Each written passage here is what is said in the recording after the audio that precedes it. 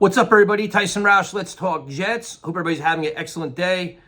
Before we get started, I just want to wish everybody a very Merry Christmas, and I hope all of you and your families have a very happy and healthy and prosperous New Year. Thank you to everybody that's been watching our streams and commenting on our videos. We definitely appreciate it, especially during a season like this. If you watched our stream last night or you see my show today with Ian on Jet Central, I'm frustrated, man. I'm disgusted. I'm frustrated. And it's hard to find positives in a season like this because you just see so many red flags on and off the field. And then you look at, okay, this season's bad. What's the vision going forward? What's the blueprint for success going forward? And I don't think the Jets have one because I think they're incompetent from top to bottom. And as a fan, you need a glimmer of hope. I'll keep saying that. You want something to buy into and believe into. And now you have a paramount decision of how to handle this team going forward. And if this season was in a silo and Aaron Rodgers wasn't part of it, our discussion today would be, all right, we're clearly going to fire everybody because they're terrible, and now we got to move on. But the only piece of keeping everything in line is this Hall of Fame quarterback that hasn't played for the Jets yet, who's 40 years old, coming off a major injury. So him coming back next year is, in the eyes of some, allowing everybody to keep their job. And I'm not sure that's the right move to make because you look at where we're at. Now, Joe Douglas as a general manager, for the most part, has failed. Everybody told us they inherited the expansion team, and we agreed. The roster was barren. He's had some nice moves, but he's had a lot of really bad moves. The offensive line is a bona fide mess. That is the anchor, that is the foundation of your team. And it is right now, you probably need 3 starters next year. Maybe you could even make, say, 4. Like you have some problems there, right? The quarterback position, they were in a position, they were so desperate last year because they blew it with Zach Wilson that they had to go out and make this splash move for Aaron Rodgers. I give him credit for making a move. I definitely do that, but it was a move that's going to buy you a 2-year window to kind of deodorize all the mistakes you've made with the quarterback position. So Douglas has failed with his drafts. I mean, for the most part, the drafting hasn't been great. He gets credit for the Sauce and, Sauce, Garrett, Brees, Jermaine Johnson. I mean, he hit on his first-round picks. The later-round picks have been a mess. I mean, you're looking at, you have for the good, there's a lot of bad behind it. You're supposed to get value in the first and second rounds, but you get the most bang for your buck in their later rounds, your diamonds in the rough. Now, he'll get credit for Bryce Huff, but he had a lot of misses. His bigger misses are in free agency, where you look at all the money being spent and I'll give him DJ Reed and Conklin. After that, he has been brutal in free agency. So if you're going with that premise, do you really feel comfortable saying you've made a mess of this the last 4 or 5 years? Let's give you another year to spend more money in another draft class. Are you comfortable with that? Because now it's truly a win now year. Your team is Super Bowl or bust. To bring back Aaron Rodgers and this staff and win 9 games next year, is it really worth it? No. I mean, what does that give you? Okay, you may break your playoff streak, but the end of the goal, the reason why you got Aaron Rodgers was to win a Super Bowl. If you don't do that, you failed. That's the facts. So now you're going to say, okay, Douglas, I'm going to have faith in you to do something you haven't done before, to absolutely nail free agency, nail the draft, build this offensive line that actually protect the quarterback. Can he do that? I have my reservations with that. Then you go to coaching staff. Now, Hackett, we'll start with Saleh. Saleh, to me, is a very good man, a respected man that I think has a very good defensive mind. The way he manages his team, I hate it. I don't think he holds players accountable. His game management, time management is questionable. And he's a CEO type guy. I don't think he's involved enough in the offense. So you don't really trust him, right? And then under him, you have Hackett, who this offense is probably one of the worst offenses we've ever seen. And the question I had in the last game was, if you as a staff are watching your team melt down on the field, what are the in-game adjustments to make? For example, if you see Mekhi Becton and Tomlinson struggling repeatedly on the left side, at what point do you say, during the game, assuming Dwayne Brown is healthy, I have no idea because the staff always lies to us, at what point do you say, hey man, Sal walk down to Hackett or call up to Hackett, man, listen, Becton's killing us. We got to put Dwayne Brown in. And then, so if he doesn't say it, who says it to Hackett? Does Joe Douglas say, hey man, what's going on here? We got to make a change here. This thing's blown up. Or when you're watching a guy, continuously have, false starts, delayed games, dropping passes, like where is the accountability and leadership there? And then you watch the offensive line in general where there's so many communication issues and problems. Like, this is week 15, week 16 of the season. This shouldn't be happening. And the reason why we think that is because all across the NFL, teams are doing more with less. Teams have backup quarterbacks. Teams have offensive line issues. But the Jets seem to be the only organization that can't deal with it because they justify, hey, man, don't blame us. We got injuries and we got this and we got that. No. Like the perfect example is the Bengals. Joe Burrow goes out. Do they say, you know what? This offense was built for Joe Burrow. Sorry, that's kind of it. We're beat. Nope. Browning comes out. They're figuring it out. The Colts with Minshew. This all across the NFL, it's happening, but the Jets are just stuck in this thing. So, Aaron Rodgers goes down, and this offense has looked horrendous. So if you want to blame it on Zach, that's fine, but then who put Zach here?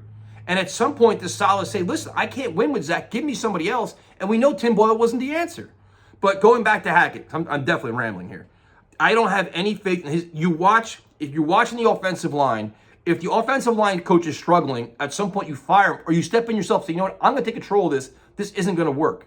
So the offensive line makes no sense. The game plan makes no sense when you're not featuring Garrett Wilson. I don't understand it whatsoever. You literally watch the Miami Dolphins without Tyreek Hill say, you know what, Tyreek Hill is out. We're going to feature Jalen Waddle. Novel idea, right? Why don't the Jets do that? It's just like almost like they're too smart for themselves. So you have questions about Douglas, you have questions about Salah, and you have questions about Hackett. So now the selling point is that Aaron Rodgers coming back is going to solve all of this. My first comment to that is if Aaron Rodgers played this year, he would have gotten his ass beat. Now everybody's going to tell me, well, you know what? He gets rid of the ball quick. He could read defenses. Guys were coming in unblocked. How many times this season did we see pass rushers literally not getting blocked, the linemen not handing things off, nobody's picking up blitzes, Dalvin Cook whiffing? Aaron Rodgers would have got his ass beat and probably would have exposed Hackett even more because right now, Hackett's kind of getting a pass like, well, Zach couldn't do this. We're leaving plays on the field. Well, you're leaving plays on the field because a lot of times your quarterback's getting his ass kicked because you can't establish the running game, which is paramount in the NFL. So how much can Aaron Rodgers really disguise? Can he disguise poor blocking schemes? Can he disguise poor offenses? So the rebuttal is, well, he can get rid of the ball quickly. He can audible out. The other problem you have is that when Aaron Rodgers wasn't here, there was shit breaking out in the sidelines. There was the finger pointing, the backlashes, all this dysfunction, and you needed Rodgers to come back and be on the sideline to kind of clean it up. That's an indictment on the leadership of your coaching staff because the coaches should be doing that. You shouldn't have Aaron Rodgers can't be the end-all be-all for this team.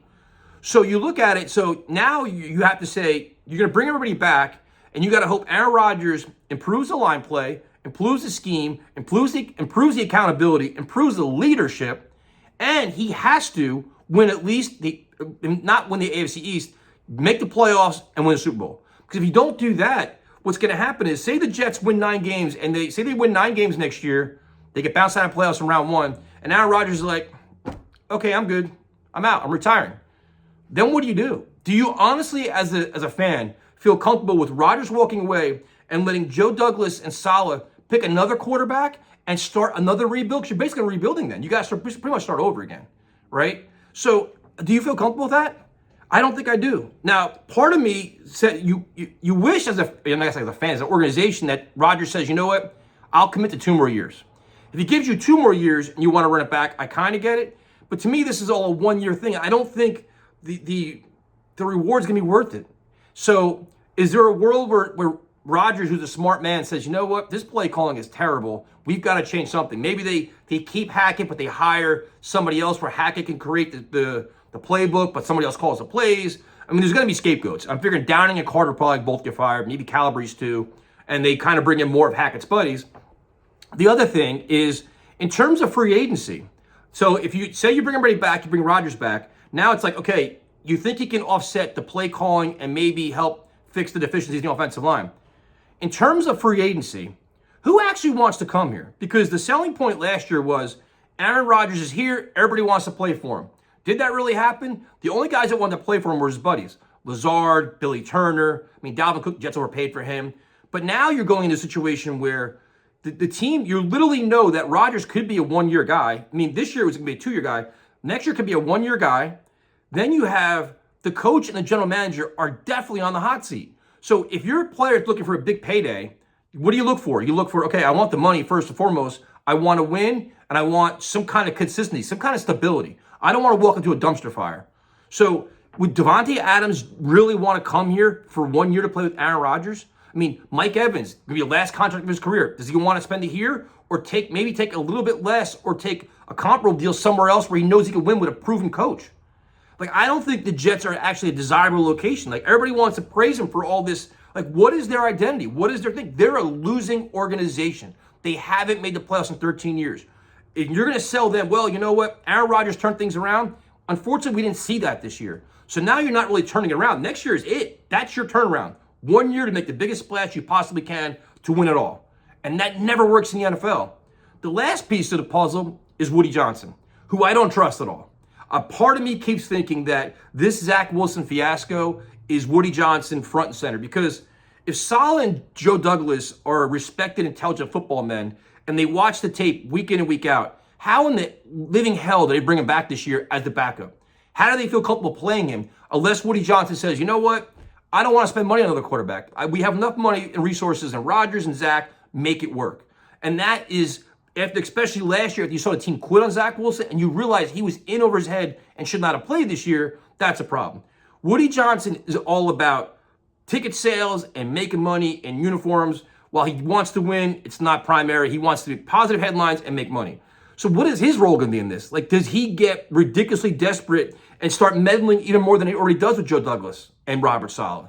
Like, they had a thing yesterday. Somebody sent me a tweet showing Jay Glazer saying Woody Johnson, like the number 3 in terms of ranking, like the 3rd ranked owner in terms of meddling with his team. That's a problem. We always said, you know, Woody Johnson lets football guys make football decisions.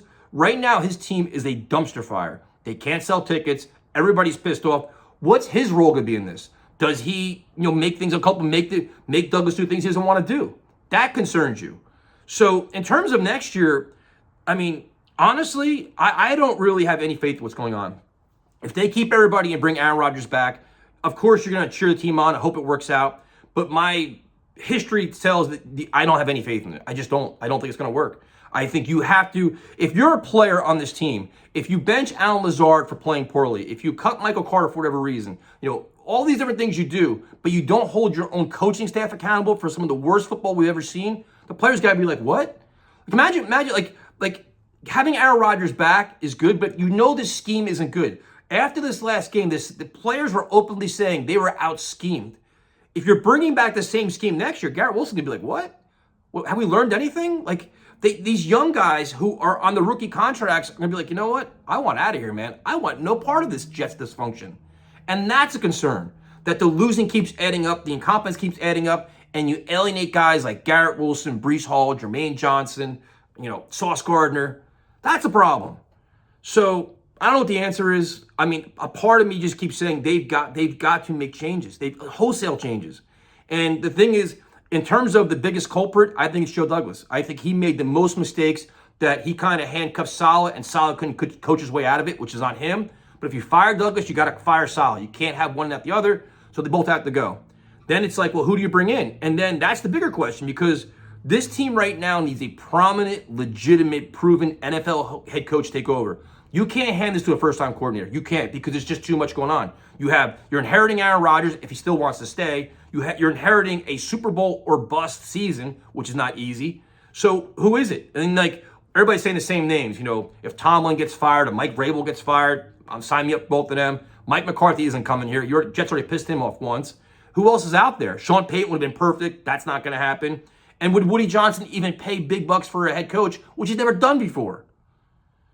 So for me to stay the team is not good. And I just can't lie to you guys. I'm like, well, you know, next year we're making a run. I don't honestly believe that. I don't believe it. I have proven wrong many times before, but I just don't see the vision. And I have faith in this team to do the right thing for once and build the team the right way, the way they're supposed to, the way they promised us they were going to.